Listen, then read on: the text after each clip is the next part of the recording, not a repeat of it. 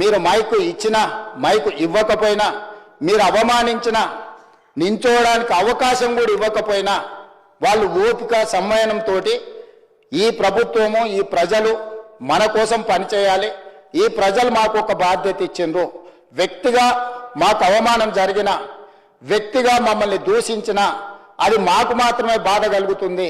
కానీ ప్రతిపక్ష నాయకులుగా మేము ఈ చర్చలో పాల్గొనకపోతే 4 కోట్ల తెలంగాణ ప్రజలకు నష్టం జరుగుతుంది అని చెప్పి జానారెడ్డి గారైనా, మిత్రులు బట్టి విక్రమార్క గారైనా ఈ వేదిక మీద నుంచి ఎన్నోసార్లు అక్కడ కూర్చొని ఇక్కడ ఉన్న ముఖ్యమంత్రి గారికి ఆనాడు ఎన్నో సూచనలు సలహాలు ఇచ్చారు.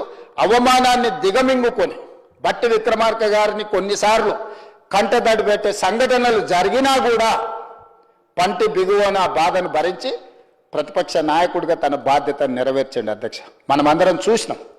నేను సభలో 2014 నుంచి 2015 వరకు చూసిన, సభ బయట ఉండి 2018 నుంచి 2023 వరకు సభలో జరిగిన సంఘటనలకు సజీవ సాక్షిని అధ్యక్ష. ఎప్పటికప్పుడు ఈ సభలో జరుగుతున్న చర్చలు కానీ, ఈ సభలో జరుగుతున్న ప్రక్రియ ఏమున్నదో నిశితంగా గమనిస్తూనే వచ్చిన అధ్యక్ష. అందుకే ఈరోజు 40 సంవత్సరాల సుదీర్ఘమైన అనుభవం ఉన్న చంద్రశేఖరరావు గారు ప్రధాన ప్రతిపక్ష నాయకుడిగా, మళ్ళీ చెప్తున్నాను అధ్యక్ష, వారు ఎమ్మెల్యేగా, రాష్ట్ర మంత్రిగా, ఎంపీగా, కేంద్ర మంత్రిగా, తెలంగాణ ఉద్యమకారుడిని అని వారే చెప్పుకుంటుంటారు, తెలంగాణ సాధించిన వ్యక్తిగా వారే చెప్పుకుంటుంటారు, వచ్చిన తెలంగాణకు 2 సార్లు ముఖ్యమంత్రిగా పనిచేసిన అపారమైన అనుభవం ఉన్నది అని వారే చెప్పుకుంటుంటారు. నేను కూడా వారి అనుభవాల నుంచి ఏమైనా సూచన సలహా వస్తే రాజకీయాలలో విలువలు పెంచాలి, హుందాగా వ్యవహరించాలని ఒక నిర్ణయానికి వచ్చి వారిని సూచనలు ఇవ్వండి. మీరెక్కడో బహిరంగ సభలు పెట్టి బహిరంగ సభలలో సంభాషించుకోవడం కాదు, సభకే వచ్చి మాకు సూచన చేయండి. ఈ ప్రభుత్వం మీ సూచనల్ని తప్పకుండా పరిగణలోకి తీసుకుంటుంది, అందులో విలువైన సూచన ఉంటే వాటిని తప్పకుండా అమలు చేస్తామని చెప్పి ఆహ్వానించి సభను, సమావేశాలను మనం ఏర్పాటు చేసుకోవడం జరిగింది అధ్యక్ష. ఈ సమావేశంలో ఈరోజు కృష్ణా జలాలపై చర్చ మేము అడిగింది కాదు. ఈరోజు ఏదైతే చర్చ పెద్దలు ఉత్తమ్ కుమార్ రెడ్డి గారు సభలో ఇంత సారాంశాన్ని ఈరోజు ప్రస్తావించింది, మేము సభ పెట్టండి కృష్ణా నది జలాల మీద చర్చ చేద్దామని మేము అనలేదు అధ్యక్ష.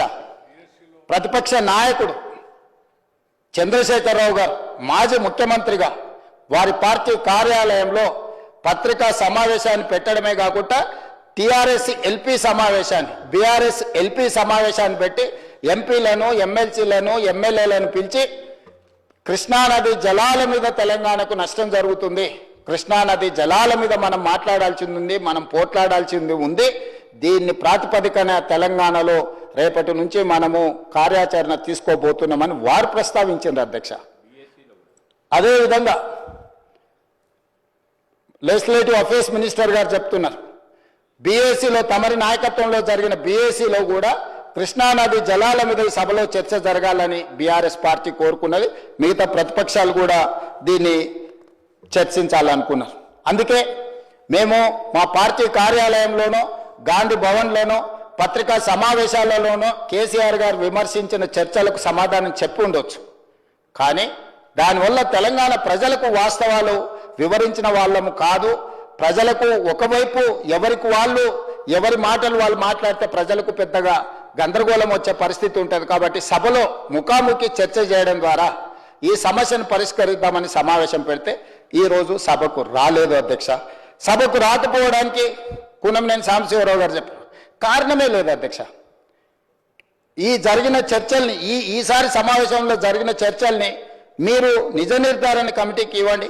ఎవరైనా అన్పార్లమెంటరీ పదాలు వాడడం కానీ, ఎవరినైనా అవమానించడం కానీ, నేను కొన్ని అంశాలు ప్రస్తావిస్తే వివరణ ఇవ్వడానికి తమరు మళ్ళీ వారికి హరీష్ రావు గారికి మీరు మైక్ ఇచ్చిండ్రు. వారు ఏం మాట్లాడినో కూడా తెలంగాణ సమాజం చూసింది.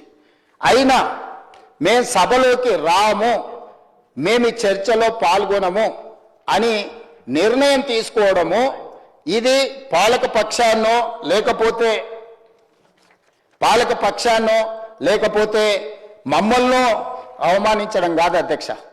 ఈ సభలను అవమానించడం, చట్ట సభల పట్ల వాళ్ళకు ఉన్న చిన్న చూపు ఈరోజు బహిర్గతమవుతుంది అధ్యక్ష.